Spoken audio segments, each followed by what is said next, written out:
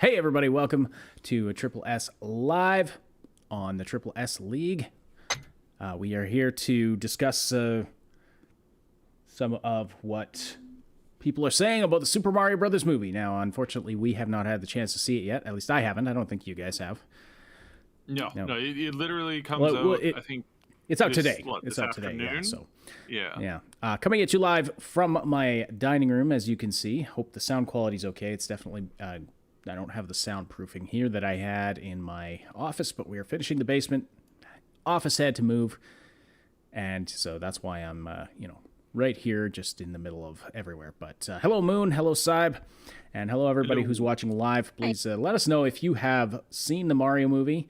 If you have had the chance to. I don't know how many people will have had the chance to at this point, but we've got some viewers from around the world who might have had the opportunity. And let us know if you're planning to see the Mario Brothers movie and what you think about all the hype about it. What, are you a Mario fan? What are your thoughts on this movie? So we wanted to do this live stream today, though, because we're just looking at the reviews, and we got another case of just a massive discrepancy between audience scores and critic scores. As you can see, it's right on your screen right now. I'll just refresh it, see if anything's changed. Oh yeah, so actually the critic scores just went down by 1%, and the audience scores went up by 1%. So it's literally dropping as we speak. Yeah. So it went down to 54% on the tomato meter. That's the critic scores, and then the audience score just went up to 96%. Yeah, and then on Metacritic, it's very much the same. User score is 8.4, so a little lower. But the meta score, like the critic score, is even lower. Yeah, so hello, Jeranon. Hello, Kikas. Stop that. Stop that says it can't be worse than the 93 one. Well, no, that's what we hope. It can't. I wonder if Grace Randolph has seen that. Well, more on her in a minute. Kikas TG says, I did not see it yet, but I'm still waiting for your Diablo 4 beta review. Saib, you going to do something on that? Oh, yeah. So Max got sick. Oh, and I totally forgot about that. Oh, you were going to do that on Maximum News. Oh, well. We were gonna do that on Maximum News, and then Max got the COVIDs, and I totally forgot that we hadn't really, we had kind of talked about it here and there since then, but not really gone into it. All right. So yeah, I'll record a thing immediately following this, and we'll throw that up. Yeah. Jeranon says, do you think it's because Hollywood hates Chris? I don't know. I probably plays into it a little bit. That's probably the case, because they look at people when they have this ideological, bizarre, hell-bent something. When that happens in Hollywood, if you're not on the in club, well, you're just stupid. Why are you even trying? Your stuff is so terrible. And again, it's not because people in Hollywood don't know that Chris is a good guy, because he is. You hear his Marvel co-stars talking about him. They have nothing but good to say about him. Even the ones that would disagree with him ideologically. Although I've never heard what Chris Pratt's politics actually are. Everyone's just assuming, based on, because he was going to some church or whatever, he's a Christian, that he's some crazy right-winger. Everyone just assumes that.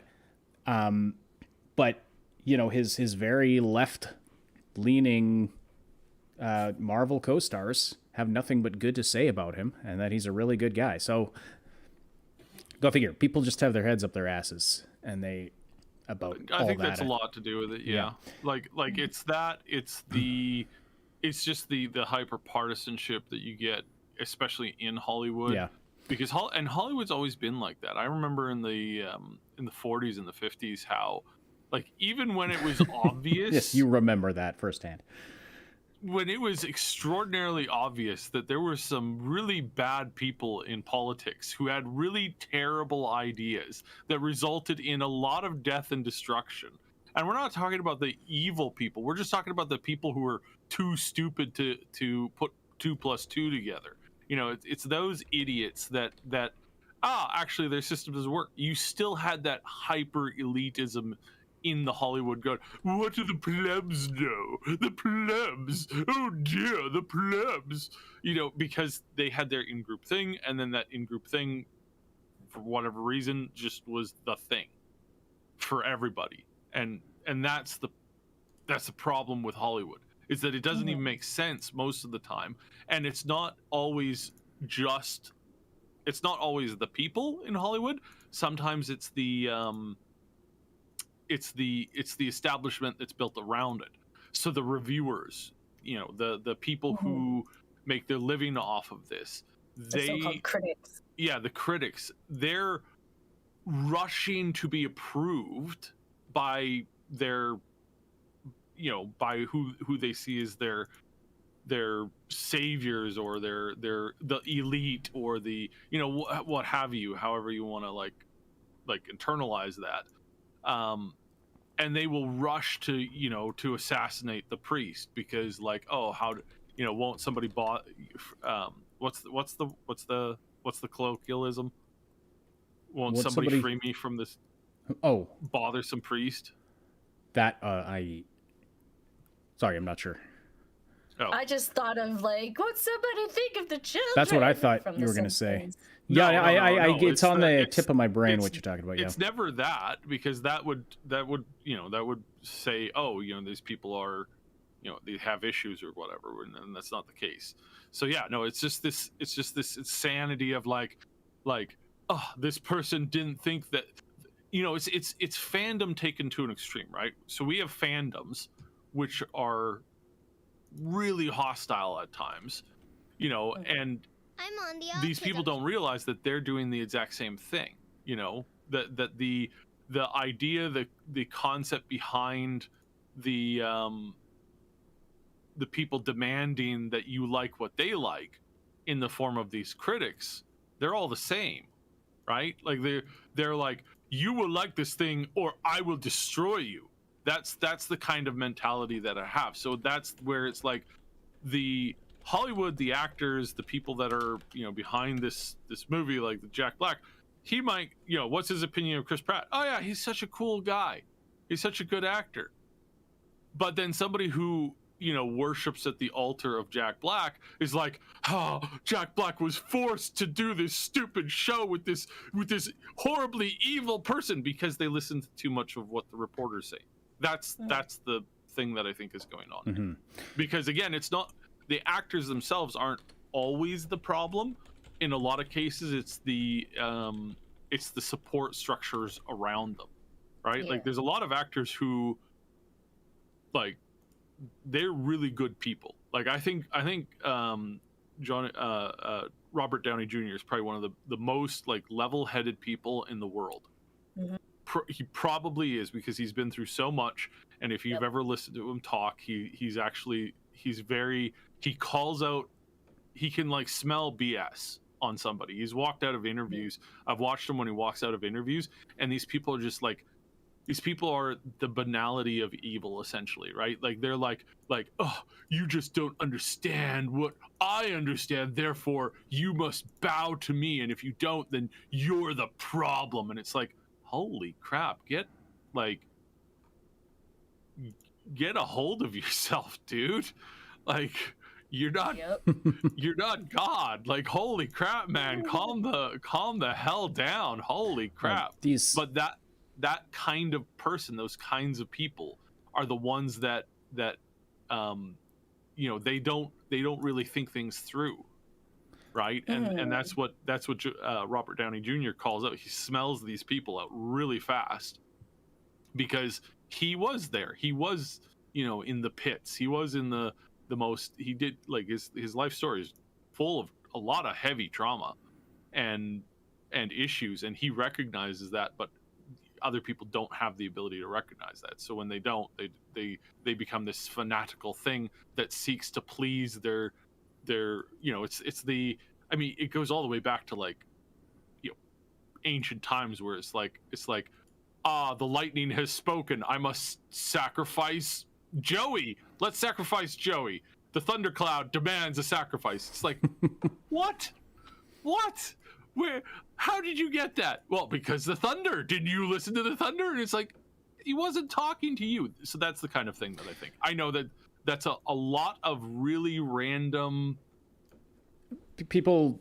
When people listen really to you crazy talk, examples. they expect really random, really crazy examples at this point. By the way, the "will no one rid me of this turbulent priest" goes back to Henry, or it's attributed to Henry II of England, talking about the Archbishop of Canterbury, Thomas Becket. But anyway, let's not get into that. We've already taken too many rabbit trails. So let's see here. Notional says, what? There's a discrepancy between professional critics and, actual viewers? Shocked. Yes. Well, I know this is not newsworthy on its own. Like, this happens all the time. But the reason we wanted to do this stream today is because of just the things they're saying that are just absurd. And it makes you wonder, like, really, should these media organizations maybe have someone who understands what they're going to see these movies? It's just some of these critics just so obviously don't understand what they're watching. They don't understand gaming fandom. They're maybe vaguely aware of what Mario is and some of the main characters, but they don't get it. They don't get it at all. And so how are they supposed to write? And it's like, if I went to, like, there's this Barbie movie that's coming out. I wouldn't in 100 years review that movie. What the? I suspect heavily that the Barbie movie will get like absolutely glowing, praising reviews from the same people who said this movie is terrible. Will probably worship at the altar of the Barbie movie because it'll be seen as the thing to do, and so they will. With like the same kind of similar, because I've seen the Barbie trailer. The jokes are very campy. They're very like silly. Like there's like a minute long stretch in the movie. Spoiler alert for somebody who hasn't seen the trailer. There's a minute long thing in the Barbie movie where they're talking about a beach, but they're using the word beach like it's a swear word. But they're not intending to do that. It's like you have to know the intricacies of the English language where somebody confuses the word beach for another word that sort of sounds like it if you heard it in a slightly wrong way, and that's the crux of the joke that goes on for a minute. So clever, so witty, because I haven't heard jokes like that funny. For 30 years already. Oh, yeah, so someone in the chat is pointing out, Marcos, pointing out that Paint bombed way worse. I had to look up what that was because I never heard of it. It's a movie about Bob Ross starring Owen Wilson as Bob Ross. Interesting. And yes, it's got 24% from critics. But no audience score yet because I guess nobody's seen it. But anyway, nobody's seen it yet. I don't know if it's released. Mm-hmm. All right. Yeah, I've never heard of that. I've never heard of it either. It's too bad. I like Owen Wilson. So, Notional says, I just assume the movie is the opposite of what these critics say, honestly. Yeah, I mean, I generally do too. Yeah, usually. But when you see it's honestly a good assumption. It's not. It legitimately is. It's like, just assume that they're stupid. In this case, just assume that they don't have any clue what they're talking about as far as like, representation of people actually involved in consuming media. Because like I always felt that. I always felt that, gosh, some of these reviewers are idiots. Like, not just like little bit idiotic, like just ridiculously idiotic. And I got that all the way back when it was some French film where it was like, I can't remember the movie. I remember that I saw it as part of a television college program where it was like, this was voted the #1 movie by every critic in America. And it was some artsy French film that went up against, it was one of the big titans like Braveheart or something like that, or it might have been one of the other movies that I'm like, maybe it was The Matrix or something like that, but it was just this absolute dribble of like two people in a room that just went back and forth, screaming at each other in this really weird way. And it made you feel like, as a kid, it made me feel extremely uncomfortable. And it was all subtitled, so I wasn't getting the thing, but it was like, that was the award. That was the primo, the mountaintop of success that year, according to the critics. That's so weird. It was a movie that was just, it was clearly made for people who had like a lot of anger issues Yeah, sounds in like the it. relationships. I'm not joking. That's really what I felt. I felt like this movie is made for people who think that the world's ending because their relationship didn't turn out the way that they wanted it to. I think, like, I was fairly confused by it, but yeah, it's like yeah, I think that's what we're looking at here. I think that's the concept of the idea that's behind this big push. So, yeah, I remember all the way back when I worked at a Blockbuster, renting out DVDs. Yeah, they had this area of this one shelf called Critics Picks, and I always looked at it. Now, hold on. You kind of skipped over that part a little bit. We do have some, Gen Zs in the audience here. They may not understand what that is. No, I'm not that old. right? I refuse to believe I'm that old. So that there are viewers watching who don't know what a Blockbuster. I'll just take a very quick. DVD is a disc of information that you put into the thing. See what I did there? Yes. Y'all thought I was going to say Blockbuster, but actually, no, it's the DVDs, because we haven't used DVDs in like 15 years, and the Zoomers have no idea what that is. I hate you right now. But anyway, so, yeah, they had this Critics Picks shelf, and, yeah, all the movies on there were these, like, weird, stupid, artsy things that no one would ever watch and nobody ever rented. Go figure. Jeranon in the chat says, what's up with Peach's face? She looks not like Peach. So oh my gosh, we got R. Sloan. It's like a family reunion up in here. All right, so these are like first generation Triple S League related people. So did I ride my... Yeah, they did something to Peach's eyes. So I didn't really notice this until now, but like, she's more angry. She's far more angry. She's more. Don't you tell me this? I don't need no man. I'm not a damsel in distress. Yeah, that's the feeling that I get by looking at her. That's the sensation. This is a bad picture, but it's the best side by side I could find. Yeah. I find she. I don't know. I think she looks like Peach. You look at, so this is the game version of Peach on the right, and here's the movie version on the left. The hairstyle is very, very the same.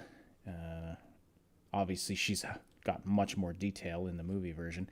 Okay, I gotta find a better picture, though. This is terrible. This one's terrible. It's the only side-by-side I've found. Peach movie. I don't know, just in most of the artwork that I see of Princess Peach, she looks a lot more friendly than that movie shot. That, and like I was looking at the movie poster from like the movie website, just looking at like the image itself, and like they did something to her eyes to make it more like, I don't know, cat eye like, because like the style that they go in like most of the other artwork for like the games, like regardless of like which one, is that it's round eyes, like round, open, happy looking. Whereas they've gone for like, because like there's different styles of eyes you draw to convey like different personality types. Yeah. Right? And like, I see what you mean. Done for her, it's like it's more slanted. She's got, and like did something with her eyebrows. I see what you got. Cutesy eyebrows. I don't know if you can see my cursor, but yeah, like on the right, she's got, so it's like a slight curve on the bottom and a big curve on top, right? He gave her evil eyebrows. That's what it is. Evil eyebrows. I mean, because they're long and slanted, whereas most of the other ones, she's got the cute little rounded ones. Most of the other artwork, she has little rounded, cute, open eyebrows. It's like, oh my goodness, oh wow, kind of thing. Whereas the one in the movie, how dare you? She like that's like villainous eyebrows they've given her. do you agree if we look at this thing. picture here, do you still That feel still that looks way? like villainous eyebrows, yeah. Yeah. Because of the long slanted, because like girls will style their eyebrows in different ways to convey different looks, and that style that's something is like you would notice that I mature. I've got a dark thing going on. Look, So are we looking at the same one where she's leaning on the balcony banister here? Not the fireball one. I can't see her eyebrows too good. Yeah, neither can I. Yeah, that one's a little difficult. This That's one washed says, I mean, so there are, yeah. I mean, I do see what you mean. She's got definitely a more of a fierceness in her face than we're used to. Like I watch a lot of makeup videos, and like, yeah, that's just the feeling that it comes across to me with like the new eyebrows. And I'm not saying that's what like that's her character. I haven't seen the movie yet, so I'm not saying that she's a It's just the impression. very angry person. It's just the immediate reaction, knowing like Hollywood type stuff. how many pics of I Peach? don't actually think that that's what it's going to be like, because I feel they wouldn't be that stupid. Yeah, you're. I could be wrong, but I feel Yeah, that they wouldn't be never that underestimate the stupidity of Hollywood. Come on, man. Yeah. They definitely did give her a more pointed face for the movie version. Yep. Noticing what Jarenon's saying here. R. Sloan, if you can find me a picture of Peach that doesn't have her mouth open, I mean, good luck, man. That's some inside joke. That's not an inside joke. She's just opening it to eat a delicious sandwich. Wait, that's no better. Okay. All right. Anyway. So, enough looking at Peach pictures now for 10 minutes. So, this is what I wanted to highlight. Things like this statement right here. While it's nowhere near as thrilling as turtle tipping your way to 128 lives. Oh, look, this is totally a gamer who wrote this. The Super Mario Brothers movie is a colorful, albeit thinly plotted animated adventure that has about as many Nintendo's as Nintendon'ts. They realize this is made for like a young audience, right? How are you even supposed to read this? As many Nintendo's as Nintendon'ts? Are you supposed to read that as Nintendo's? But that's not how you say Nintendo. It's not Nintendo's as Nintendon'ts. Nintendo's as Nintendon'ts. Clever. This is people who's confusing the concept of does with do's. This is somebody who's trying to sound clever and gamerish. Who Do's and don'ts. I suspect whoever has written this has never picked up a game controller in their life and has probably never touched a boob. So. No, everybody has. But have you done both at the same time? That's the question. So a lot of the critic, obviously some of the critics are giving it a decent review because it's got a 54, right? So it's like, it's looking like about half and half. How do I get to the top critics? While the details are meticulous, the attitude is all wrong, trading the simple, unaffected charm that has served the character so well since his introduction for a snarky, fortuitous air that leans hard on winking humor and bland, hackneyed irony. Okay. So it's a movie for kids? Because that's all humor that kids enjoy. Yeah. That is just it. It is a movie for kids. And okay, where are the actual reviews that I was going to read? Now this is all mixed up here. I don't know. Overstuffed 90 minutes of colorful, inoffensive fun. Pixel thin Well, premise and a clearly plot somebody propelled doesn't by a believe it's candy infused inoffensive. sugar rush. In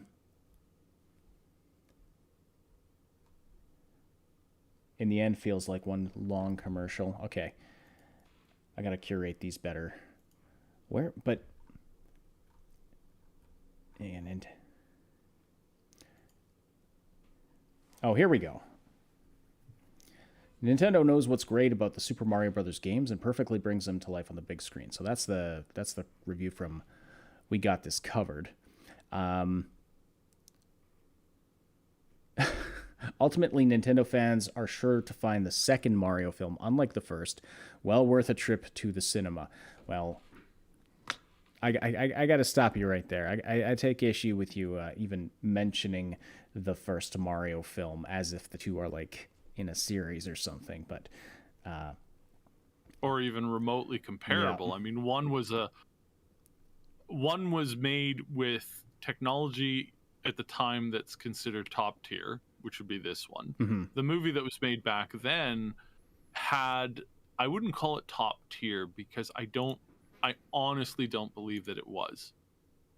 I believe that the original Mario movie, I don't know the I'm gonna pull this up here because I might be talking out my butt, but what was the first Mario movie called?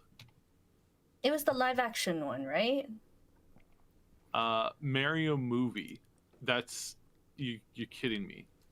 Oh, wasn't it called Mario Brothers movie? Or hang on, no, that's what this one's called. What was the old? Okay, Super Mario Bros. Okay. 1980s Mario movie. Yeah, just Super Mario Bros. Yeah, it's just called Super Mario Bros. 1990. Oh, it's not 80s. It's 1993. Yeah, 93. Okay, sorry. Where were you going with that? That was 93. They spent $42 million on it. Good night. I feel that that's not even close to what they spent on this one, right? Oh, probably not. Yeah. So This was fully animated. This was basically a B movie, like not maybe not B. It was definitely not triple A. It was like it's probably like B plus movie budget. So yeah, so comparing the budgets, it's not even the same category. It's like taking a it's not even the same like category. It's like you're trying to compare like fast food McDonald's to like the Ritz-Carlton as far as like budget goes. It's like we got $500 for supper. Well, I took my $500 and spent it on McDonald's, and I just had truckloads of garbage. It's like, yeah. And then I went to the Ritz-Carlton, and I got a filet mignon with, mashed potatoes, the 5-star Michelin mashed potatoes, which we did recently, and they were amazing. But yeah, it's not even in the same room. So why are they making the comparison? Why even bring that up? That was not it had, the first movie had the name. That's all it had. It was not at all, like, it was sort of like a vague reinterpretation of what Mario was at that point. Yeah. So Kristin Maldonado here says, a nostalgia overload that will have you smiling through the whole film. Jack Black steals every scene he's in as Bowser. All in all, it's a quick and simple yet feel-good movie that serves as a love letter to the world of Mario. Perfect. Sounds fantastic. And this is actually one of the top critics. That's, what else do we want from a Mario movie? A lot of what the critics are complaining about are exactly that. That it's a short, feel-good movie that's like a tribute to Mario. Then they're saying that's... Oh, here, Jeff York. It's pitched to diehard fans, but one shouldn't need the Nintendo cheat book to know what's going on here. The movie has eye-popping production values, but as a genuinely compelling narrative... Hold on. I feel like this person just Googled Nintendo memes or, like, joke words, and then just proceeded to make an entire review based off of, like, because talk about hackneyed jokes, like the Mario, like the cheat book? Like, really? Really? Who needs a You cheat book shouldn't for need to Mario? write to Nintendo. You shouldn't need to read Nintendo Power to understand the movie, man. And now, granted, I haven't seen it yet. We'll be seeing it with my kids as soon as humanly possible. They're super excited for it, as am I. I mean, I'll have a better idea after that. How impenetrable is this for someone who's not a super fan of the Mario Brothers games, right? Yeah. Because, yeah, like, if you think about it, the essence of the whole Mario franchise is that there's Mario, there's Luigi, there's Princess Peach or Daisy, whichever, and there's Bowser. And you go through different thematic levels. It's like, what's wrong with that? That's the whole essence of, like, the whole brand. Jaron says, guys, let's all agree to pronounce it Mario instead of Mario. Okay. It is Mario. It's Mario. What are you talking about, Mario? Where is Bowsette? Yeah, good question. If there was a Bowsette cameo, that would be fantastic. So, did I just say? So the where was that thing I was going to read? Jason Ray asks, "Did you read Grace Randolph's review?" We're going to get to Grace Randolph in a minute. Yeah. That was Ash was talking about her. That was the most embarrassing thing I've ever seen. I think that's one of the things that spurred him on to write. That was absolutely. There are only so many power blocks, training montages, and disjointed world building a script can support before it just feels like a game we can't play. Oh, clever. Sadly, the Super Mario Bros. Movie reaches that threshold quite early in its 90-minute runtime. I'm curious what some of these full reviews say outside of these summaries. Because, I mean, what do you expect? What they're describing looks to me exactly like what we saw in all the teasers and all the trailers. Were you expecting Lord of the Rings level deep lore and adventure story from the Super Mario Brothers movie? Really? Thin writing, that's another criticism it's constantly getting, is thin writing, which haven't seen it. Can't really comment. But we are talking about a movie that's based on a game series where you go from one end of the level to another to get to the flag, bopping things, jumping over things to get to a flagpole and get to the end of the game. And usually you're trying to rescue the princess at the, like, how deep do you expect the story to be? Really? Like, what did you think you were going to see?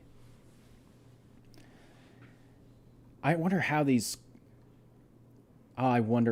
same critics reviewed, like, Trolls or something like that. They only like one flavor of cup noodle. Anything outside of that cup noodle is bad, don't you know?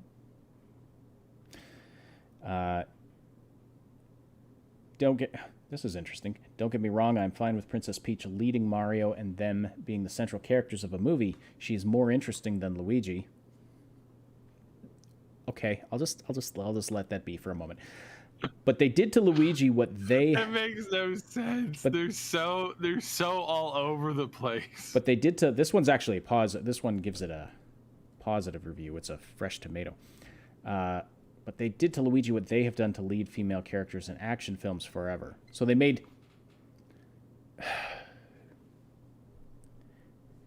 They made Luigi the... Oh, my preview. I thought that things were broken because my preview window was like a half hour delayed. I don't even know why I have that on. I'm just going to pause it. So they have done to lead female characters in action movies forever. So yeah, so like new Hollywood doesn't like this, progressive Hollywood doesn't like this damsel in distress trope, which, okay, I get it if it's definitely overdone. I don't think it's bad to sometimes have a story where the dude does rescue the woman, whatever. But they now this guy's complaining that they didn't do that. They did it to Luigi instead of Peach. Like, what do you want? You just can't win, right? Comparing... I don't think these... Yeah. Comparing the movie about the Mario Brothers with the Sistine Chapel, I cannot notice some shortcomings on the part of the director. Sorry, I don't understand the comment, Blunt Man. Rewrite it. Not because I might have. Bad writing. Yeah, I might be missing the context of that. Jaron, it was supposed to be the Schindler's List of video game movies. Well, it probably is. I mean, if you're, what are you gonna get from any video game movie? Like, if it keeps you entertained for 90 minutes, it's a successful video game movie. Like, it's not something. It's not the kind of thing that you're gonna be talking about and thinking about the philosophical implications of for weeks on end, like I did after Lord of the Rings. I still look back to those movies and think about some of the, some of the moral, some of the philosophical things that go on in those stories, like some of the questions that are raised and some of the, like, they're incredibly, incredibly deep. You're not going to get that from this, and that's not what it's supposed to be. It's like you always say, Saib. You go to see Transformers movie, and you're disappointed that it's just a bunch of giant robots beating on each other for 2 hours. You didn't understand what you were going to see, right? Exactly. Kika says, critics do not like Mario because all you can go in classical one is go right. Which is politically incorrect. Yes, you can only go to the right. That's right. Oh, God. Oh, that's good, That's Kikas. a good one. That's good, Kikas. Yeah. New Hollywood wants the manzel in distress, yeah. and Captain Marvel is what we got. I don't mind a movie where the badass female rescues the dude. And then, but do it well. Write the characters well. Don't just try to ride on the, oh, look, we're subverting expectations, and that's all we need to in order to make a good movie. And if you don't like it, you're sexist. Well, no. Captain Marvel sucked. But guess what? Wonder Woman was amazing. The first one. 84. Yeah. Second one, I could not. The plot in the second one was just so wanting to recapture the first one, the first movie. So they just basically tried to find a way to make it a continuation of the first one when the first one was not meant to be a continuation.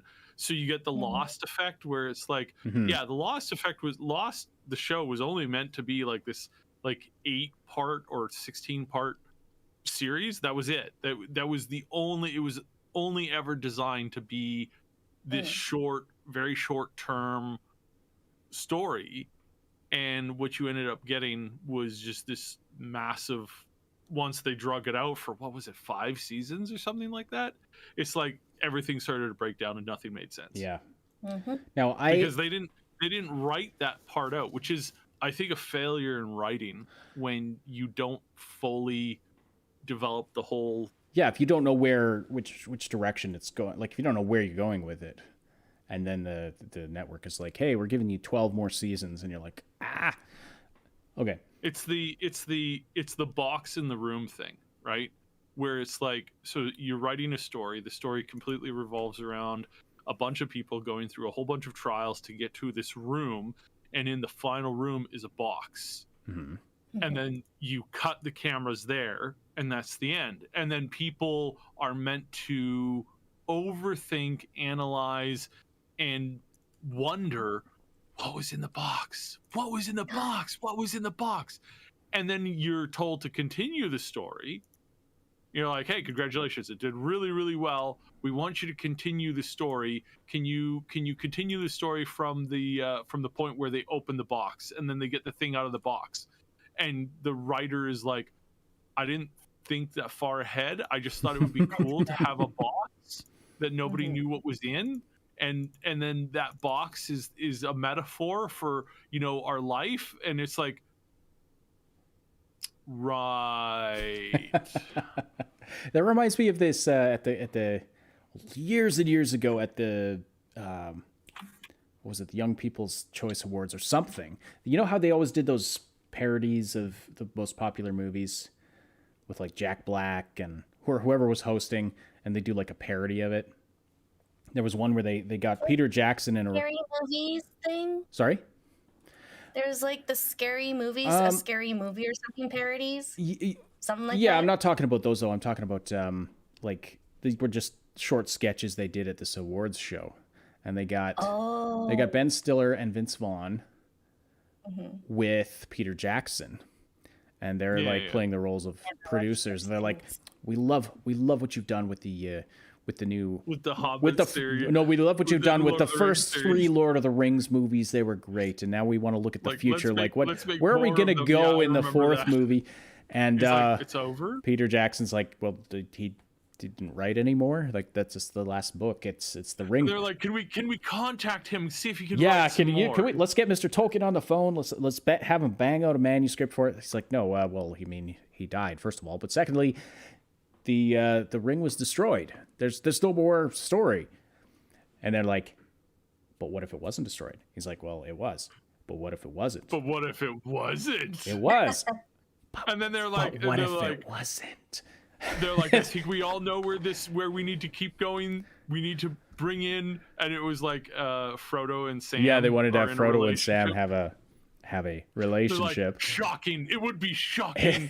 it really, that was back when it really kind of wraps up the mentality of Hollywood now, doesn't it? Yep. It really does. Yep. Yeah, we can extend this and we can just hinge it on. I like Bluntman's comment in the chat. He's like, Lost was a bad modern adaptation of Twin Peaks, but drunk. Yeah.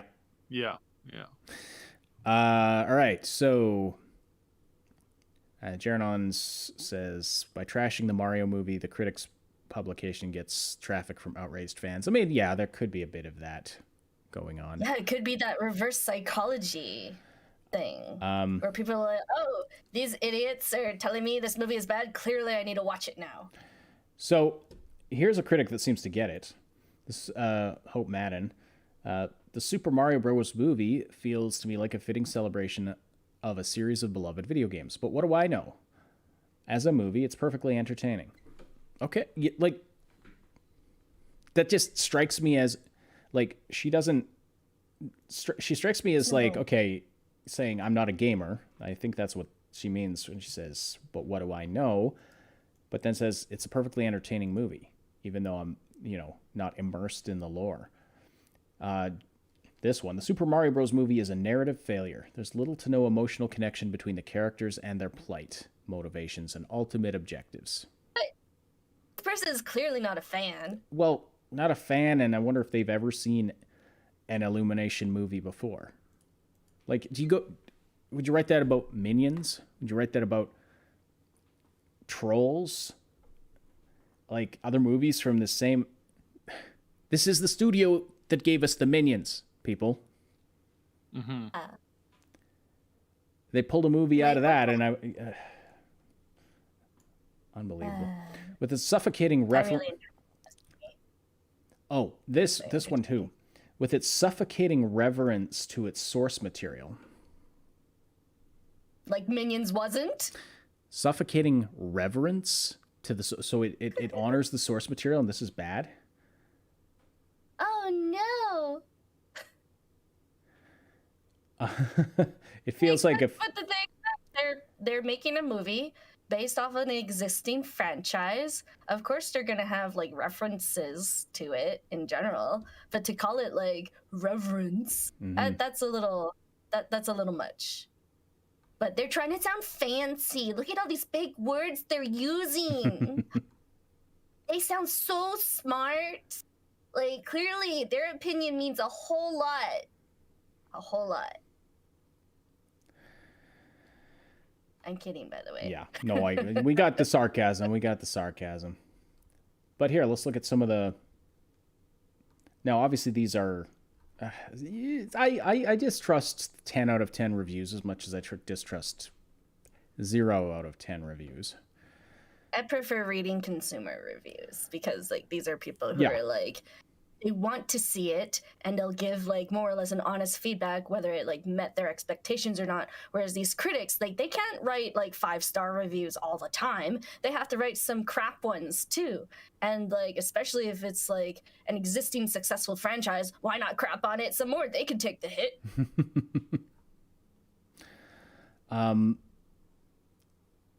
This Yes, Jaron, on SMRT. yeah. I don't know. People, the fans seem to love this movie though, and that's really what the movie was made for. Well, and it comes down to who's your audience, right? Mm-hmm. Who's gonna go? Literally what yeah, who's gonna go see this? Well, people that played Mario stuff or still play Mario stuff, and maybe, maybe a few who haven't and just think it looks like a fun kids movie. Again, I mean, I'll have a lot more. It is a kids movie. Yeah, well, exactly. That's exactly what it is. Nostalgia for anybody who's grown up with the franchise. So. Because it's like, I look at the character designs, like even with all the Princess Peach edits, but like I look at the characters and I'm like, yes, I know who these all are. So here's some of our very verified audience reviews, and these are way more concise, which is nice. Followed a typical game. Okay, cool. Less word blender. This person gave it 3 stars. Would have been better if the trailers didn't show too much of the movie. So he thinks the trailers show too much. That's the criticism. That is a fair. It's fair complaint. But that's like with today's movie trailer formats, it's absolutely terrible. Like, I mean, it's terrible on a scale of like, what are you thinking, you absolute lunatic? Mm-hmm. Like, that's the level at which it's frustrating trying to watch a movie after watching a trailer, because all of the best jokes are clearly already, murdered out of the thing. And it's just really, really poor like logic of like, hey, let's just show all of the best bits so that way you technically don't even need to like watch the movie. Like, I honestly feel like after watching some movie trailers, it's like there is no point in watching this now because they showed everything. That is a common problem when they show the best stuff, stuff in the trailer, and then the movie's actually terrible, and they literally showed the only good stuff in the trailer. Yeah, that's a problem that's plagued the movie industry for a long time. I remember that being an issue back in the day. Sorry, I just got to keep an eye on the time. My family's going to be home in probably about half an hour. And that'll be noisy, and I won't be able to continue the stream at that point, sadly. But the fact that this is the criticism that they chose to write in their comment, I mean, that's the biggest flaw? Okay. A little slow in the beginning, then it became cute and funny. A lot of references to Nintendo. What a novel idea. Mm-hmm. Oh my. Loved it. What an ode to the old video games. It was a fantastic movie. My daughter absolutely loved it for her 19th birthday. Visually amazing. Everything you've come to expect from Nintendo on the illumination expectations. Moves a bit fast. A couple of major beats play out so quickly it'll make your head spin. But well worth fans' time and money by far. I cried at the ending. Oh, yeah, no emotion there. It was just like the video game. I'm happy about that. Really enjoyed it. Storyline, this person gave it 1 out of 10. Storyline was boring, just one set after the next from the video game. Well, what else do you want to see? Do you want them to set it somewhere completely new? I love the theories behind some of these people's thinking. It's like, yeah. Okay, but you know what? Let's get on to Grace Randolph's review, because this was just cringe. The cream. This took the cake. Sad? The cream this of was the crop. The cream of the crop of dumb, I don't know. I've actually, stupidity. I don't know anything about Grace Randolph beyond this review. I had to look up who she was. An American. I don't know who so she is. she's a reporter, film critic, and let's see. Randolph. Okay, this is weird. From 2008 to 2009, she wrote for Tokyo Pop's manga adaptations of Warcraft and StarCraft. That's interesting. So she is somewhat connected to gaming, but that seems to be the extent of it. Because she knows less than nothing about Mario lore. She admits that in her review too. She had to go look up the Mario lore about how Bowser is obsessed with Princess Peach. Like, this was new information to her. Has she been living under a rock? Did you know that some men can become obsessive over women? So, like, really? Surprise! One of her so I've written down, because I'm not going to play the review for, like, you can go watch it if you want. I'm not going to play it mostly for just kind of copyright reasons, but you know, it's up on our channel, and here on Twitter she says, one of the worst movies I've ever seen, truly shocking. One of the first points she makes is that it should be accessible to non-Nintendo fans. Now, I'm gonna be sick. let's discuss that for a minute. I'm going to be now, sick. on the one hand, like what do you say to that argument? Where, and I want the chat's input on this too. So you have a movie, I mean, you have a movie that's very heavily based on, established lore from a game series or anything else, a book series of whatever. You want to be able to put it out for the broadest audience possible, or do you? Like, I don't know. Let's look at, like, Harry Potter, for example. There's an argument to be made that if you're sitting down to watch the movie, that it should be accessible to someone who hasn't read the books, as it was for me when I saw them for the first time. I hadn't read the books, but I understood the world. It introduced what was going on, and I was able to enjoy the movies. Whereas I think that someone who had read the books would be they'd enjoy it more perhaps, but it wasn't unaccessible to me. Now, I don't have firsthand knowledge of how unaccessible this movie is for non-Nintendo fans, but what do you guys say to that? Like, is it the same thing? Should the Mario movie be accessible for non-Nintendo fans? We really had the same kind of thought process with the D&D movie that was just out. The D&D movie, it is in one way you want it to be accessible to a wider audience, which is what they did.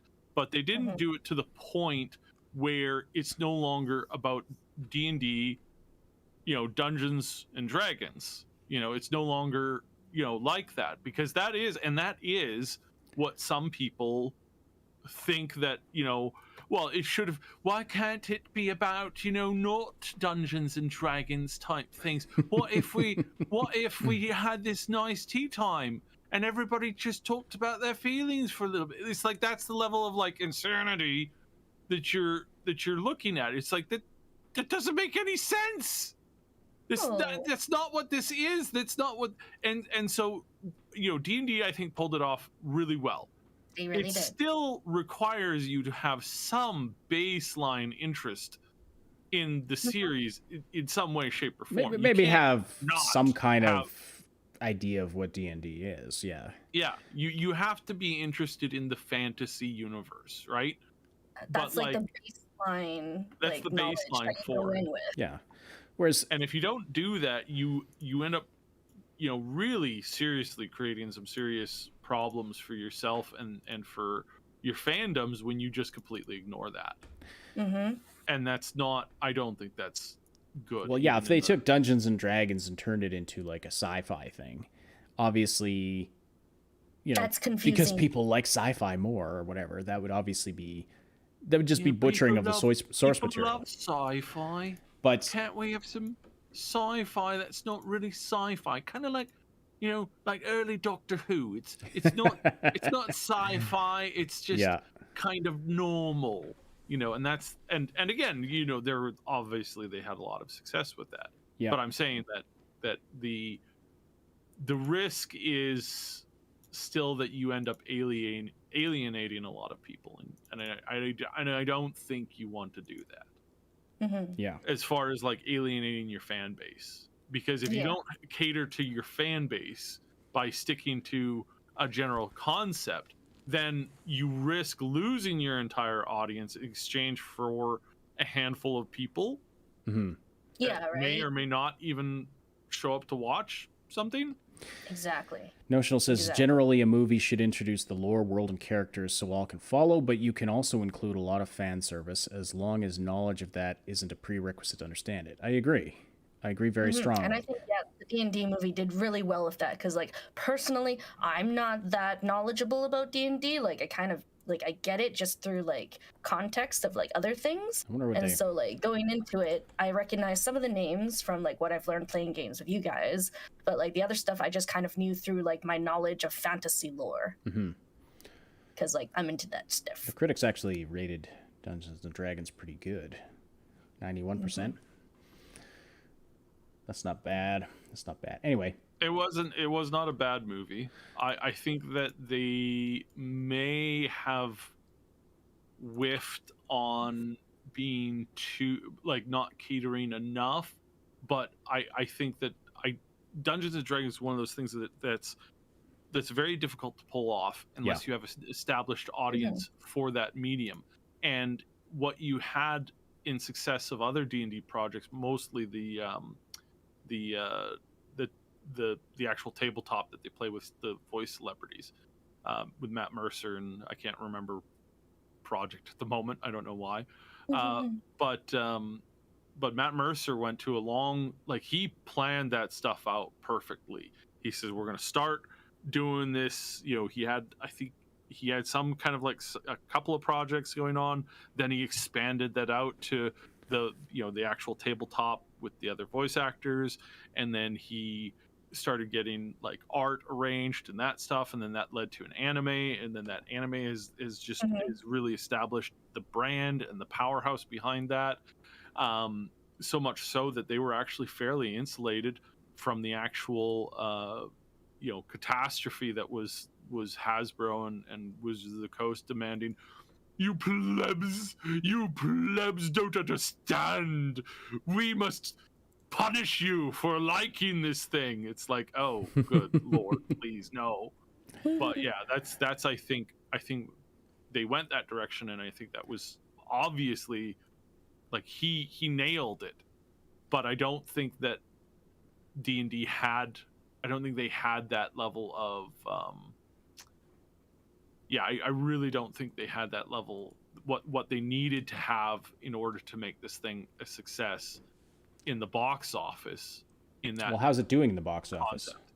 Not as good as they want it to, and again, I really do believe that boils down to just they didn't establish their audience to the level that they should have, and that's obviously a huge problem. That is an absolutely massive problem to have. So yeah, well, I think that's where they're at. And I think there is a barrier there when you have an established when it's an established thing that people are not too familiar with. I wonder if it's even worse. Say I'd heard of Dungeons and Dragons, but wasn't really familiar with it at all, and then I see there's a movie coming out. Am I just going to immediately assume, oh, that's not for me, that's for fans of that, so I'm just not even going to look at it? I wonder if that actually hurts. Well, that's what the trailer's for. That's the media. And I'll be honest, I was not thrilled by I was not taken in by the trailers for the Dungeons and Dragons movie. So Anyway, so going back to this though, so Grace Randolph describes this movie as torture to sit through and as bad as DC Super Pets. Now, I'm just highly, highly skeptical of that. How could it possibly be that bad? I'm pretty skeptical of that because that's atrocious level. That is atrocious, and like that's an extreme statement. And I do not know a single kid who said that the DC Super Pets movie was bad. So again, I think what we have here is we have this disconnect between what movie critics think is good and what kids, to which those movies are made for, think is good. And I think as a critic, you should be able to ask, was this movie made for me? Or was it made for this other audience? And will that audience enjoy it? I remember... I think one of the better things, and again, I really do feel a little bit sorry for the lady who played Captain Marvel, because she did get this. A lot of people describe her as like an angry person. It's like, I understand how she got there, and I understand the frustration that she had as an actress, where her stuff was being critiqued by people who the movie wasn't designed for them. Mm-hmm. And why are they reviewing it? If you go see a chick flick and you've made it known numerous times, it's why I don't review racing games. What are you talking about? If I'm not into racing games, why the bloody blank would I review a racing game? But are you talking about the Marvel, like Captain Marvel being critiqued as... No, her others. One of her movies from way back when. Oh, okay. It's what made her an angry person. Oh, okay, I gotcha, yeah. Like, no, I agree. If you're not so angry about that review and how it negatively impacted her, she was so upset by it, and it's like, well, yeah, like, yes, that it's not made for them, and again, that is a legitimate argument that she had. Now, she ended up letting it get to her clearly way too much. Like, clearly you have to have a bit of a thicker, when you create and put anything out there, critique comes with the territory. There's just no way around that. I feel like she went into it like her review of it just seems so mismatched. It's like I don't know, watching Grace Randolph's review of it it's like me sitting down and watching like, I don't know, what's a show my kids used to watch? What's that one with the pets? The Paw Patrol. It's like watching Paw Patrol and critiquing it as this is so unrealistic and there's no way I could sit and enjoy it. It was torture to sit through. Blah blah blah. Speaking of DC Super Pets. Yeah. My nephew had a birthday celebration, and my mother texts me and says, "Hey, we're gonna go see that Pets movie." Uh-huh. And I was like, "Oh, yeah, sure, okay, yeah, I'll come to the Pets movie." It was that or like kind of meet them afterwards for the after party, like after movie thing. And I went expecting to see Super Pets. We got in there, and Paw Patrol. It was Paw Patrol. But then I was like, it was an acceptable movie. Again, it was a kids movie for kids. Yeah. Would I have gone to see it knowing that was the movie that we were going to see? Probably not. No, but imagine you're a movie critic now, and you sit down and you're like, I rate that movie. I do not rate that movie off of what I felt about it. My nephews, because both of them were there. Absolutely, and all our nieces were there as well. Yeah, they absolutely loved it. They thought it was very funny, very entertaining. They were talking about it nonstop for like 3 days later, and it's like, oh, okay, then you know what? This is a good movie. This turned out to be really, really well done.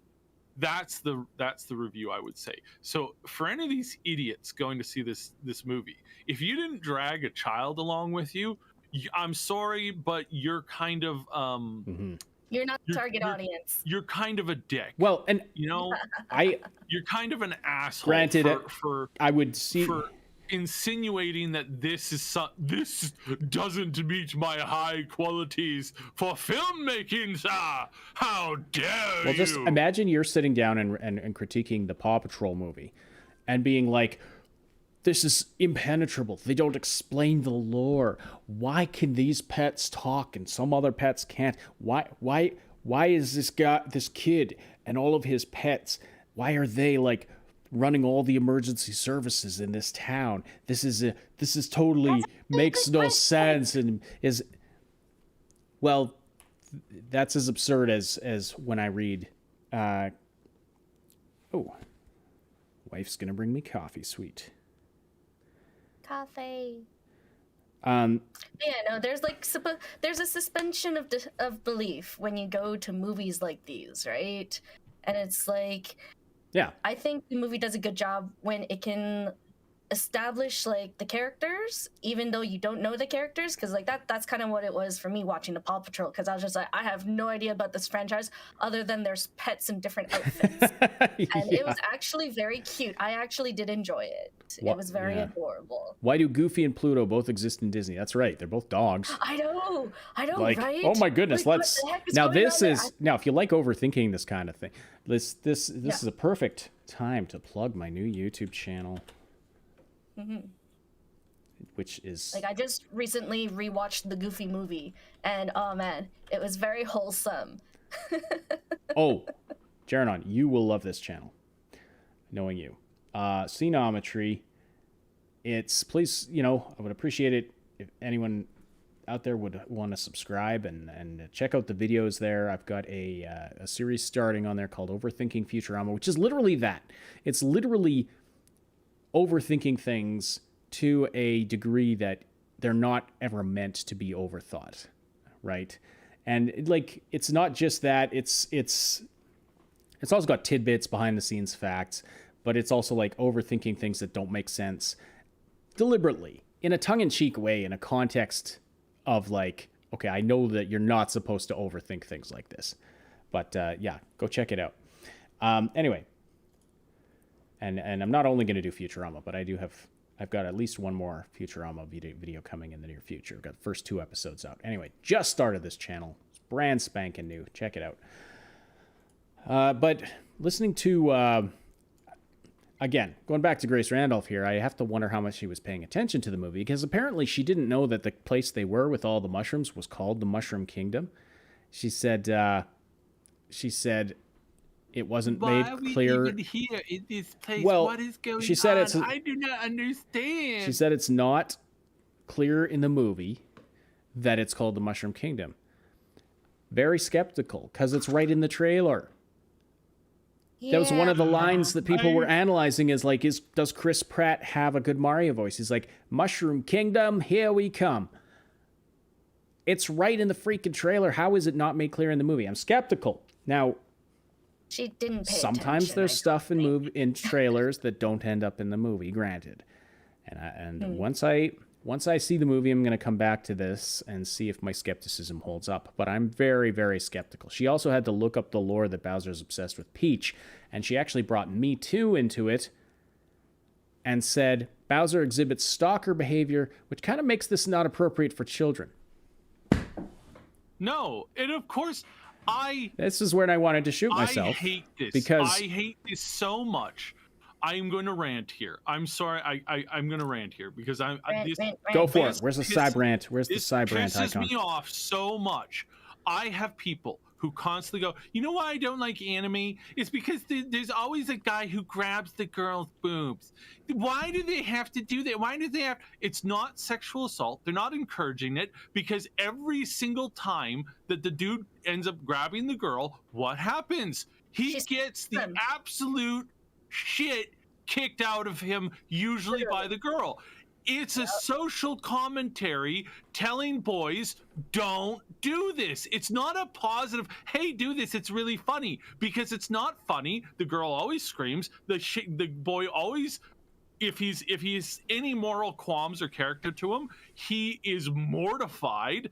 He is apologetic. He's usually on the floor begging for forgiveness, because young boys don't understand that. in the concept of like, if they're not told that, they do the stupidest, dumbest, most idiotic stuff that just it makes them look like absolute, like the typical male behavior is just stupid. You know, boys are not. Yeah, boys need to be.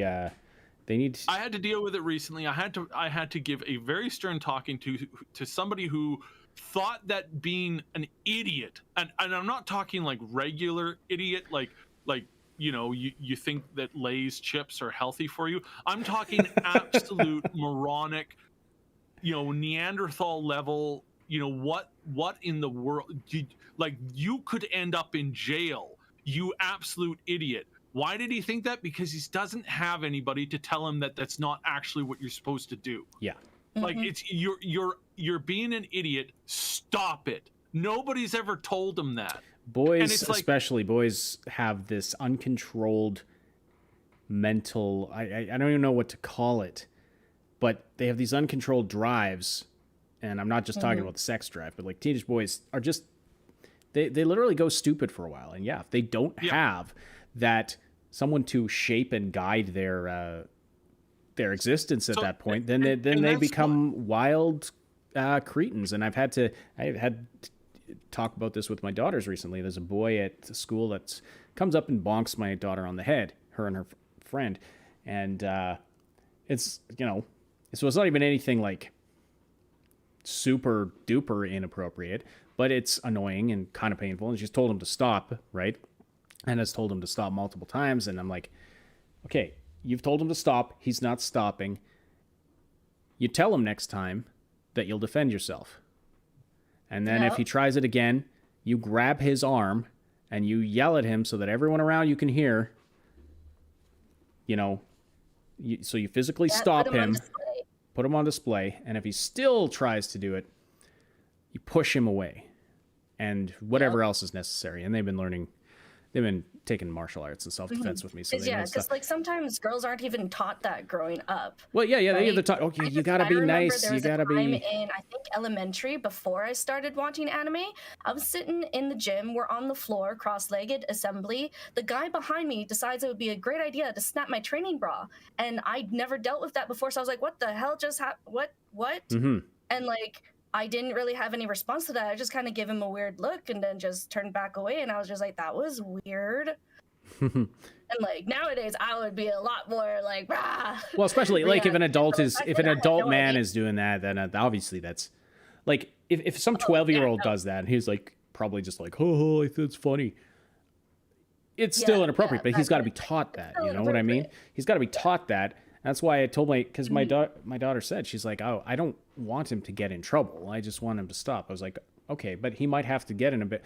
He was like, he's got to learn this is inappropriate. And I didn't go into the whole details of why, but it's because, you know, obviously, as he grows up and he doesn't learn, you don't touch girls when they don't want to be touched. That's a big, big problem. Yeah. So anyway, how did we get on that? Oh yeah, because Bowser is an evil man. It's like, did she miss that he's the villain? I'm sorry. Did she miss that? He's really the villain. Did miss that he's the bad guy? Yeah. Like obviously, like the whole way he's designed, the whole way he comes in, he's clearly evil. He's clearly the bad guy. And it's the plot of so many of the games is him trying to force Peach to marry him. And again, it's not even like some kind of. It's also this is not some kind of a rape fantasy or something like that. It's he wants to rule the kingdom. That's why he wants to marry Peach. That, you know, he's the tyrant. That's what so it's not some sexual or power fantasy thing over, you know, some guy over. It's he wants to rule the kingdom. Now, unless they change that for the movie, which I would be very surprised. Again, this is we'll see after I've seen it. I mean, isn't this the bloody plot behind Robin Hood? The sheriff of Nottingham wants to rule the kingdom, or Prince John wants to become the legitimate ruler, so he kidnaps Maid Marian. Like, this is normal. This was normal 50 years ago for stories to be like, beware of You tell this story to children. Why? Because you're telling the girl to beware of these types of men, and you're telling the boy not to become these types of men, because then they'll become the bad guy and the hero will come along and put them in the ground. That's the whole point of these stories, is to warn children about what they're not supposed to become. Yeah. I don't understand how this missed out on human linguistic evolution. I don't get it. Well, we're also dealing with the same person who continued on and said that the movie, you know, they got away from the Italian accents to avoid being offensive. Now, I've never heard that. I don't know how she knows that, if she has some information I don't have. I don't know if it's ever been, if someone out there knows and can like point to us to it about if that was the rationale of them getting away from the "it's a me, a Mario," like getting away from that. I don't think that'd be why, because that's still how he sounds in the games, and I don't think that's going to be changing. I don't think Chris Pratt's not going to be voicing Mario in upcoming Mario games. I think it was just because you don't want an entire movie when "it's a me, a Mario. Oh, how are you? A Princess Peach. Oh, let's go get the Luigi. What do we do? Oh, the Bowser's come." Like, you'd be pulling your ears off after 5 minutes of that. But But also, aren't they like originally from like New York, Brooklyn? Well, they are. And so he goes, and so they've given the Mario Brothers a Brooklyn accent, but then Grace Randolph comes along and is like, everyone that apparently they've given everyone in the movie a New York accent, which no, they haven't, first of all. But I mean, I know that just from the trailers.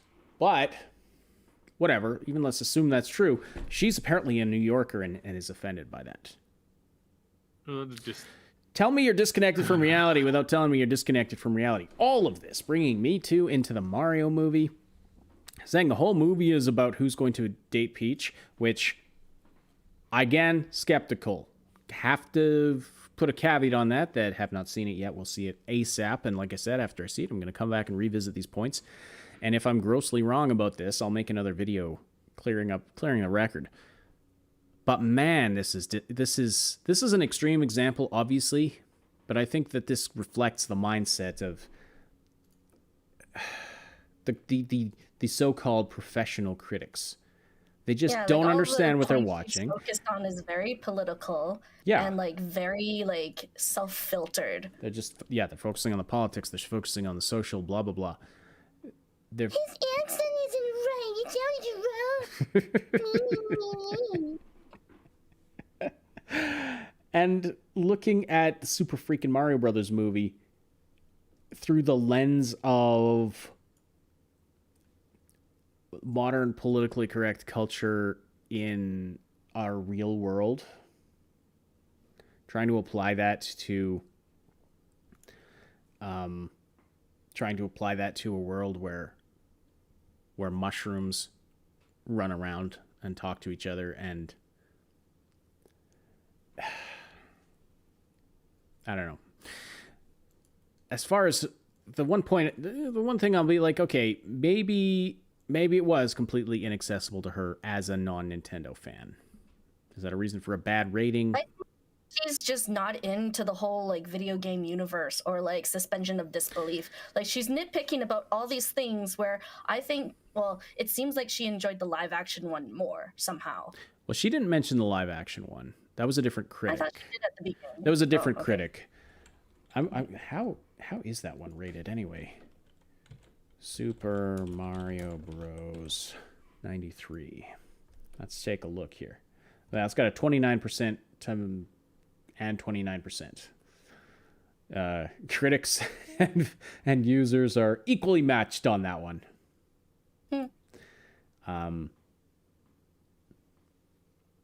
Oh my goodness. You might also... It's showing me a bunch of movies that have 0% rating. I didn't realize that you could be a worse movie than the original Super Mario Brothers. But anyway. So it just seems like these critics are detached from... do they even try to understand what they're watching? Like, if I'm gonna if I'm going to be an art critic and rate Picasso's paintings without understanding the art style, the genre, the whatever, and I'm just going to be like, this looks like crap. It's like chicken scratches. Or Jackson Pollock. It's like, oh, it's just spatters on a, dude just threw paint around and made art. Just saying, like, this is my limited art knowledge. But, Jackson, like if I'm rating abstract art as someone, if I don't know, and that's why I wouldn't be an art critic, because I don't know all that stuff. I don't know, so why is it that you'd be expected to understand the artist and the genre and the time they created the art and all of that stuff? You'd be expected to understand all that to be an art critic, but not to be a film critic. Like, why are you not expected to understand the audience? Why are you not expected to understand the genre, the subgenre, that this is a video game movie that's based on a video game lore, and that's the lens we should be looking at it from?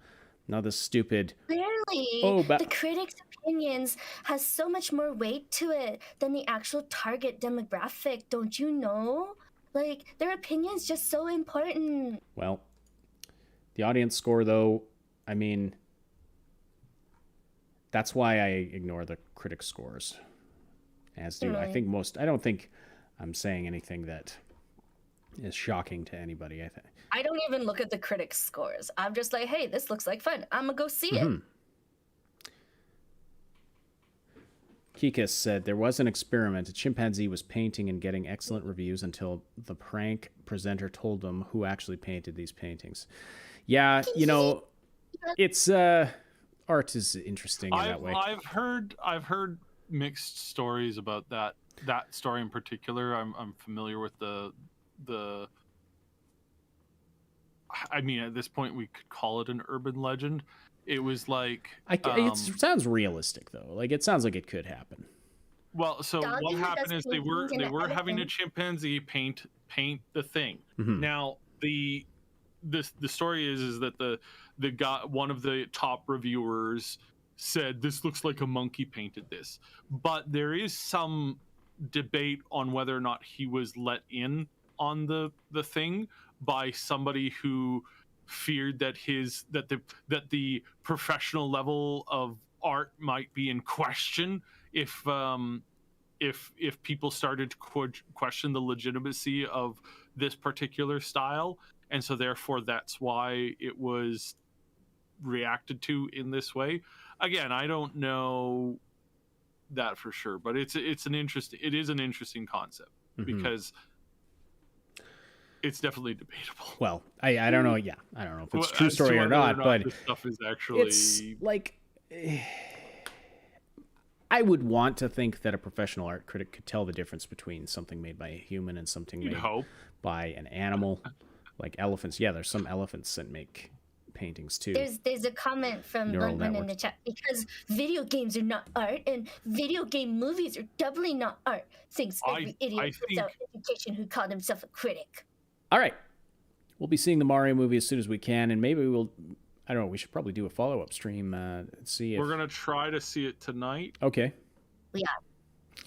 I don't know when I'll be able to see it, but we'll keep an eye. If you're not on the Triple S League Discord server, you can join up there. Links in the description, and you can, get updates about when we're going live and that kind of thing. Plus, there's tons of,